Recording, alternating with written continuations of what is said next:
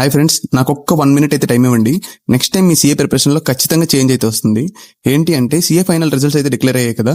Qualify అయిపోతే fine, but qualify అవ్వకపోతే మీరు ఈ రీల్ అస్సలు స్కిప్ చేయొద్దు. ఈ రీల్ చూస్తున్న ప్రతి పర్సన్కి నేను చెప్పేది ఏంటంటే, మీ కరెక్టెడ్ ఆన్సర్ పేపర్స్ అయితే ఖచ్చితంగా అప్లై చేయండి. ఒకసారి మీరు తెచ్చుకొని మీ ఆన్సర్ పేపర్స్ మీరు చూడండి, ఎలా కరెక్ట్ చేశారు, ఎన్ని మార్క్స్ ఎవాల్యుయేట్ చేశారు, అట్ ద సేమ్ టైం మీరు ఎలా ప్రెజెంట్ చేశారు సజెస్టెడ్ ఆన్సర్ తో కంపేర్ చేస్తే ఇది చెక్ చేసిన తర్వాత మీకు ఒక ఐడియా వస్తుంది మీరు ఎలా రాశారని, అండ్ మీరు ఎక్కడ ల్యాక్ అవుతున్నారని చెప్పేసి, అండ్ ఏ సబ్జెక్ట్ లో మీరు వీక్ ఉన్నారు అని చెప్పి. లాస్ట్ అటెంప్ట్ లో ఏఎఫ్ఎం టఫ్ గా ఇచ్చాడు కదా, అందుకని చెప్పేసి ఈసారి మీరు ఏఎఫ్ఎం మీద ఎక్కువ కాన్సన్ట్రేట్ అయితే చేయొద్దు. ప్రతి సబ్జెక్ట్ కి ఈక్వల్ వెయిటేజ్ అయితే ఇవ్వండి, ఈక్వల్ టైం అయితే స్పెండ్ చేయండి. ఎందుకు ఇలా చెప్తున్నాను అంటారా, ఏ అటెంప్ట్ లో ఏ పేపర్ టఫ్ గా ఇస్తున్నాడో ఎవ్వరూ చెప్పలేకపోతున్నాం.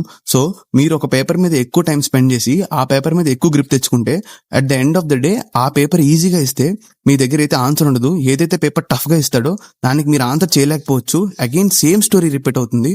మీ ప్రిపరేషన్ కి మీరు వాల్యూ యాడ్ చేద్దాం అనుకుంటే ఒక్కసారి మీరు తెచ్చుకున్న సజెస్టెడ్ ఆన్సర్స్ చెక్ చేసి మీరు ఎక్కడ ల్యాక్ అవుతున్నారో తెలుసుకోండి. అయితే టైం మేనేజ్మెంటా లేకపోతే కాన్సెప్ట్ లో ల్యాక్ అవుతున్నారా, వాడు అడుగుతున్న దానికి మీరు రాస్తున్న దానికి సంబంధం ఉందా లేదా, లేదా మీరు ఏదైనా తప్పుగా అనుకొని రాస్తున్నారో ప్రతి చిన్నది ఎవాల్యుయేట్ చేయండి. మీరు 1 to 1.5 hours స్పెండ్ చేయండి మీ పేపర్ మీద, మీ పేపర్ కరెక్షన్ మీద. ఖచ్చితంగా మీకైతే రిజల్ట్ అయితే తెలుస్తుంది.